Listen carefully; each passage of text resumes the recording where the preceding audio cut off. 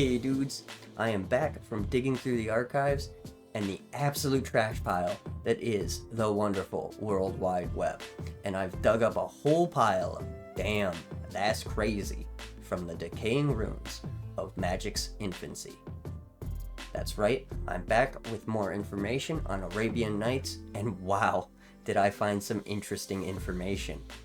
I'll be bringing you a story of tragedy and triumph, of crushed dreams and sleepless nights. A story known as the Arabian Nightmare. This story is about the development of Arabian Nights and how it all almost fell apart. Most of the information I'm presenting today comes from first-hand sources, but some details were made by inference, and we'll talk about those when they come up. Now, this story involves a lot of technical aspects, so to start with, I'm going to explain everything I could learn about the process, just so we're all on the same page. This is a lot of info, and a lot of it isn't necessary to fully understand, so if you have no idea what a TIFF file is, that's okay.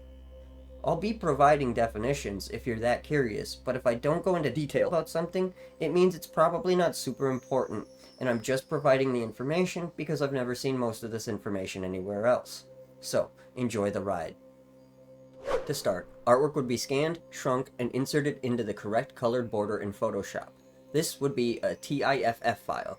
The designers would enter card details like title, cost, and flavor text into a data file. Using AmigaText, the system converted that info into a card-sized EPS file, setting fonts, mana symbols, and drop shadows. The artwork TIFF files and EPS files were laid out in a grid in Freehand, version 3, which only used links to the TIFFs and EPSs. Any changes made to those files would be reflected in the Freehand file. At the time, Magic cards used color separation printing, so it required color separation files, and those would be made next. Typically, a service bureau handles color separation, but Magic's scale required Wizards of the Coast to do it in-house because no service bureau would dedicate their computation to such a large project. At the time, Freehand wasn't capable of making color separations, so WotC used Eldest preprint to make their own separation files. These color-separated files would be sent to a service bureau that would make film negatives. These negatives would be laid over photosensitive printing plates, which would etch the patterns from the negatives to the plates. These plates would be inked in cyan, magenta, yellow, and black, and would then proceed to press the ink onto the cards. The finished product would host a wider range of colors because that's how color theory works. Very cool. So, we at least sort of understand the process for how they made Magic cards. Now that we have that baseline information, this story will make more sense. And I'll be presenting it to you with the dates I think all of this happened on. So, before we start, let me explain my timeline. I'm not entirely certain it's accurate because it's mostly inferred. Much of the information I'll be sharing was gotten from David Howell's write-up called The Arabian Nightmare. And just a quick side note, if you watched my video on early rules in Magic, you may have noticed the handle Snark appearing on many of the rules texts I presented. Dave Howell is Snark, so that's fun information that I learned too late for that video. Anyway, according to the document, which I was able to find on the Internet Archive, the original posting of this particular write-up occurred on January 6, 1994 at 7:36 p.m. I really appreciate that he gave me that timestamp, but that doesn't help me pin down when exactly the events of this write-up occurred, so I had to put on my internet investigator hat and see what I could figure out. The first hint I got in this write-up is that most of WotC was in Philadelphia over the weekend. With no real information as to why they were in Philadelphia, I assumed it was for a convention. They went to a lot of conventions in those days, which means they were likely there for PhilCon 1993, which happened from November 12th to 14th. However, that's not really enough to prove it, so let's look at some of the other evidence I could find. The write-up mentions InCon, which took place the week after whatever they were doing in Philly. All Dave mentions in this write-up is the name, InCon, and that it's about 250 miles away. After searching for InCon, I came up with a whole lot of nothing substantial, but there were a couple of possibilities. There's In Conjunction in Indianapolis, however, that's around 2,246 miles away, which is more than 250. I just wish I could do math. Then I found Incon Gaming Convention, but I couldn't find any evidence that this convention even existed in 1993, and also, it's in Canada. So that doesn't seem too likely. However, I figured I'd do my due diligence, and apparently this particular convention location is about 255 miles from Seattle. So that's awesome. I find it hard to believe that they'd be willing to do anything international before Arabian Nights even came out, and they can't even make enough product to service the West Coast, let alone the entire United States. So why would they push their product into Canada? It didn't add up, so I kept looking. Luckily for me, I was able to find out about InCon in Spokane, Washington, a convention that was held each year from 1990 to 2001. And Spokane is about 279 miles from Seattle, which I would argue is close enough to be about 250 miles away. So this seems by and large the most likely candidate for the location of InCon, which means the weekend of InCon was likely October 15th through 16th. That also lines up with the fact that Dave mentions October when he talks about the birthday party held for 3 of the employees with October birthdays. I think I figured it out. So, our story likely begins on Friday, the 8th of October. Most of the WotC staff is in Philadelphia, and the data file for Arabian Nights is given to Howell, who set up the files and sent them through the typesetting software. The cards were placed in their final layouts on the print sheets, and the layout test prints were made. The data file was missing the artist names, and with the art director Jesper Meyerfers currently in Philadelphia, Howell collected artist names from the actual art to the best of his ability.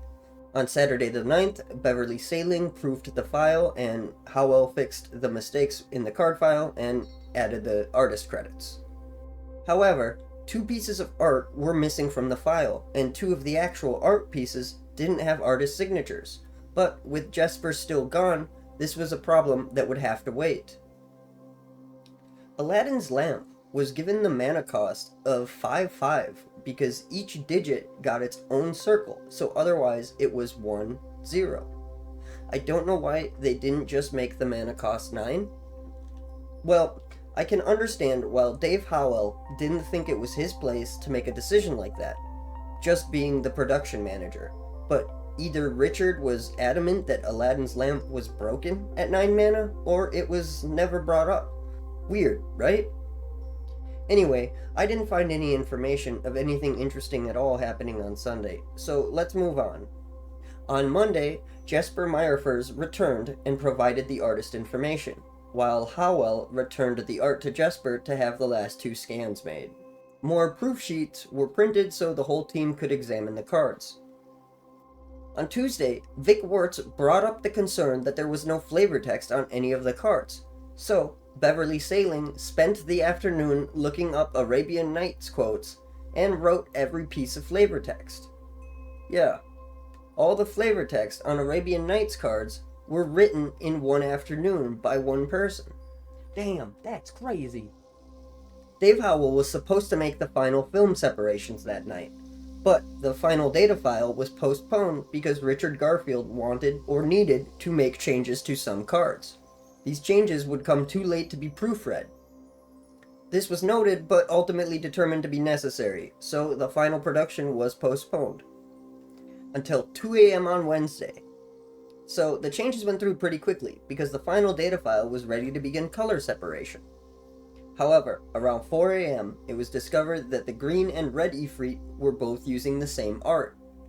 The separation could continue, but any quadrant with the green Ifrit would have to be postponed, as the art in question was labeled red. Jesper was alerted to the lack of art for the green Ifrit at 9 a.m., and got to work making something as quickly as possible. Jesper finished the artwork for the green Ifrit around noon, so that art was made in 3 hours while they were actively trying to generate the separation files. Damn, that's crazy. The final quadrants were turned into the service bureau around 4 p.m., leaving plenty of time for everyone to enjoy the company birthday party at Wizards of the Coast this particular Wednesday. There were apparently 3 birthdays in October for the small Wizards of the Coast. The Wizards team discussed the lands issue during the party and decided getting lands in Arabian Nights would be lame. But since all the separation files were done and they were actively at the service bureau being used to create the film negatives, it was too late and there were going to be lands in the set. Or so you would think, because unfortunately only 2 of the files brought in were capable of running. Quadrant 1A and the Arabian Nights card back were the only files that made successful negatives. Howell didn't find this out until he was there to pick them up the next morning, on Thursday, the 14th, allegedly. Jesper had to drive to Fremont. Oh yeah, their service bureau was in Fremont, California. The WotC office was at the time in Kent, Washington, I believe. Anyway, Jesper drove down with WotC's only Quadra 840 AV, the absolute top of the line in computing power, so Howell could figure out what went wrong. After failing to get the rest of the files to work, Howell guessed that the mana symbols were causing the issue. He returned to Kent to translate the symbols through freehand and reset the ESP files. However, upon returning to the bureau in Fremont, he discovered that the Quadra hosting the only copy of the Arabian Nights TIFF files had a main system hard drive failure. So, Vic Wirtz and Lisa Stevens drove down to Kent with a Quadra 840 AV startup CD-ROM disk. They managed to access the files, but the machine suffered further breakdowns, refusing to acknowledge any device other than the fried hard drive. Damn, that's crazy. In a last-ditch effort, they had to open the case, unplug the internal drive's power connector, boot the machine by designating an external drive as a system drive, then replug the internal drive while the machine was still on, issuing a mount command to make the drive accessible. Damn, that's crazy. This process was incredibly risky, even with Apple tech support on the phone, who were hesitant to try such a dangerous method. But there was no time to send it to a data recovery firm. The negative films were due in Belgium on Friday, and it was already 5 a.m. that same Friday.